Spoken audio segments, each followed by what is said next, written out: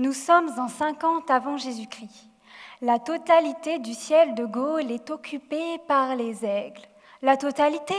Non, car dans un village d'irréductibles gaulois, des animaux mystérieux virevoltent dans la nuit, appelés Cavasaurix ou littéralement chouette-souris.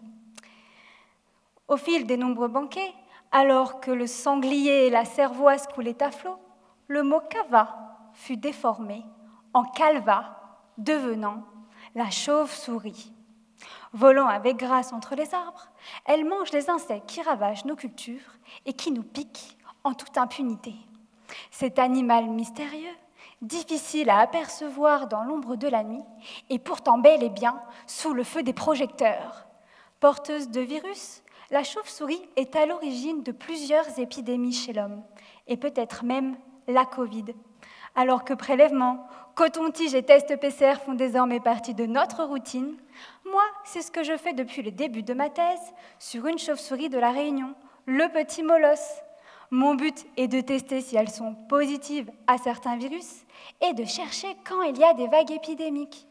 Et oui, comme chez l'homme, il y a des pics d'infection à certains moments de l'année et je cherche à comprendre quand et pourquoi. Et alors que le soleil se couche, que les babouks se réveillent, moi, je reste debout, immobile, silencieuse. Seuls mes yeux bougent. Ils suivent le va-et-vient des chauves-souris qui s'envolent autour du piège que nous avons posé. Je patiente dans la pénombre jusqu'à ce que l'une d'entre elles tombe dans le piège. Ça y est, nous nous rencontrons enfin.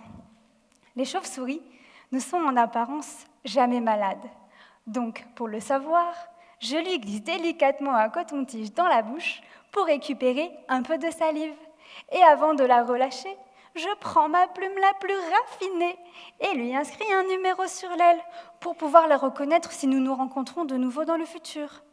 De retour au laboratoire, je réalise des tests PCR, c'est-à-dire que je multiplie l'ADN des virus pour savoir si mes chauves-souris sont positives. Leur code génétique me permet de savoir à qui j'ai affaire. Je trouve par exemple des paramyxovirus ou encore des lissavirus. Et non, ce ne sont pas des empereurs romains.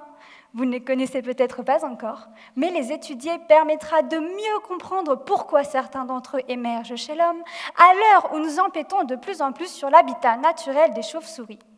Est-ce que cela augmente le risque d'attraper leur virus ? Ces demoiselles de la nuit ne m'ont pas encore livré tous leurs secrets. Quand même, vous ne les trouvez pas trop chouettes, ces chauves-souris ?